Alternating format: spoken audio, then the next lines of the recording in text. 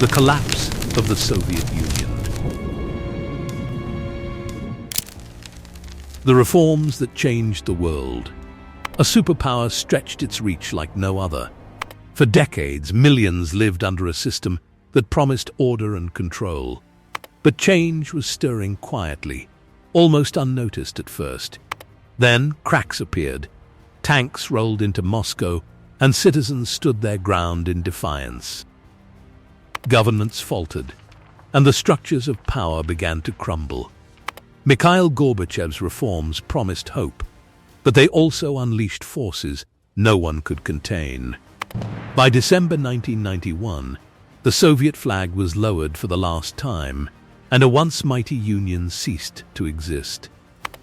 A generation that grew up believing in the system now faced a future full of uncertainty. The world would never be the same, as history proved that even the mightiest systems can fall. In 1985, the Soviet Union looked like one of the most powerful empires on Earth. It stretched across 11 time zones, controlled millions of soldiers, and rivaled the United States in the Cold War. But within just 6 years, that empire would completely disappear. Not through invasion, not through nuclear war, but through a series of reforms introduced by one man. His name was Mikhail Gorbachev, and the changes he made would reshape the world forever. The Soviet Union before Gorbachev. By the early 1980s, the Soviet Union was facing serious problems. Its economy was stagnating. Factories were inefficient. Store shelves were often empty. While the West advanced with new technology and growing markets, the Soviet system struggled to keep up. The country was also spending enormous resources on the Cold War arms race with the United States, and years of centralized control had created a rigid political system that resisted change. When Gorbachev became leader in 1985, he knew something had to change. But few realized just how dramatic those changes would become. The superpower that needed help. Because soon, the Soviet leadership would be forced to make a decision that revealed just how serious the crisis had become. During the early 1970s, Soviet leaders faced a difficult reality. Their country could no longer produce enough grain to feed its people. Despite having massive farmland, despite having millions of workers, the harvests were simply not enough. So the Soviet government made a surprising decision. It began secretly buying grain from another country. Not from an ally, not from a fellow socialist state, but from its biggest rival, the United States. In 1972, the Soviet Union purchased huge quantities of American wheat and corn. The purchases were so large that they shocked global markets. This event became known as the Great Grain Robbery, because the Soviets bought massive amounts of grain before prices increased. For the first time, the world saw that the Soviet superpower could not feed its own people. But feeding the population came at a cost. The Soviet Union had to spend billions of dollars importing grain from abroad. And those imports had to be paid for in hard currency, dollars. But the Soviet ruble was useless outside the country, so the government needed something valuable to sell to the world. And that something was oil. For years, the Soviet Union relied heavily on oil exports to earn foreign currency. As long as oil prices remained high, the system survived. Oil money paid for grain imports. Oil money paid for foreign goods. Oil money kept the Soviet economy running. But the entire system depended on one fragile assumption: that oil prices would stay high forever. Perestroika, rebuilding the economy. Gorbachev introduced a policy called perestroika, meaning restructuring. The goal was to reform the Soviet economy. For decades, the state had controlled nearly every business and industry. Perestroika attempted to loosen that control. Some private business activity was allowed, Factories were given more independence, limited market reforms were introduced. But the transition was chaotic. Instead of improving the economy quickly, the reforms created shortages, confusion, and rising prices. The system was changing, but it was not yet stable. Glasnost, freedom of speech. At the same time, Gorbachev launched another revolutionary policy. It was called Glasnost, meaning openness. For the first time in decades, Soviet citizens could openly discuss political problems. Newspapers began exposing corruption. Historians discussed crimes of past leaders like Joseph Stalin. People started asking difficult questions about the government. But this freedom had an unexpected effect.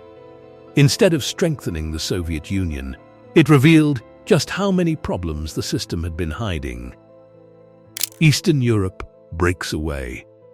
As reforms spread inside the Soviet Union, change began sweeping through Eastern Europe.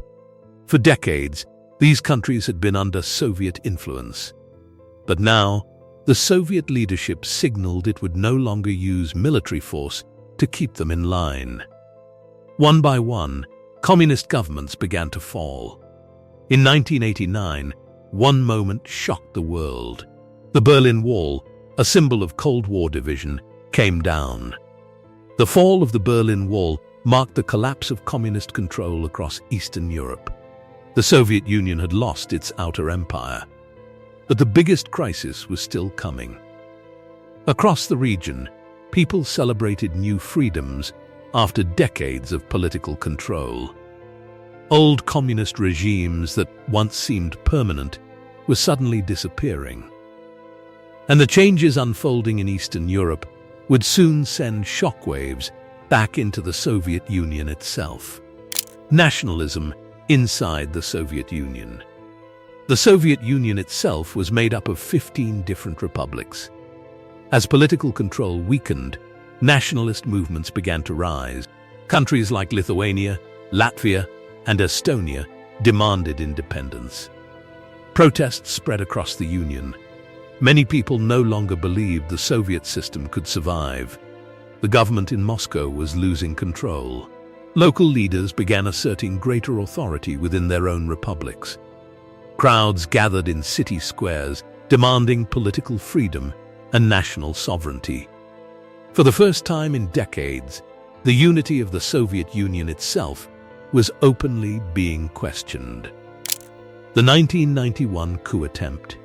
In August 1991, hardline communist officials attempted to stop the collapse. They launched a coup against Gorbachev. Tanks rolled into Moscow, but the coup failed after massive public resistance.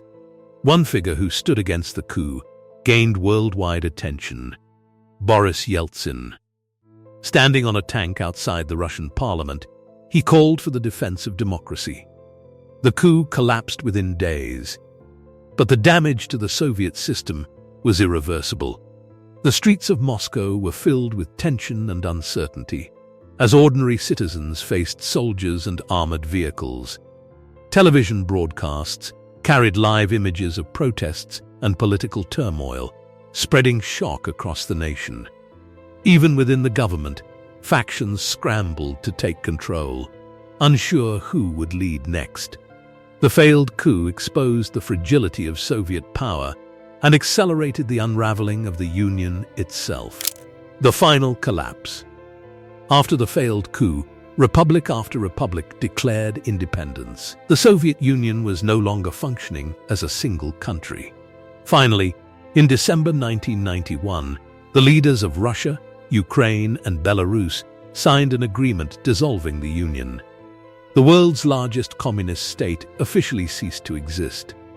On December 25, 1991, Gorbachev resigned, and the red Soviet flag was lowered from the Kremlin for the final time. The dissolution of the Soviet Union had arrived. Conclusion. The collapse of the Soviet Union changed global history. It ended the Cold War. It created 15 independent countries, and it transformed the balance of world power. Ironically, the man who tried to reform the system ended up overseeing its final collapse. History rarely moves in straight lines. Sometimes, the attempt to save a system is what ultimately brings it down.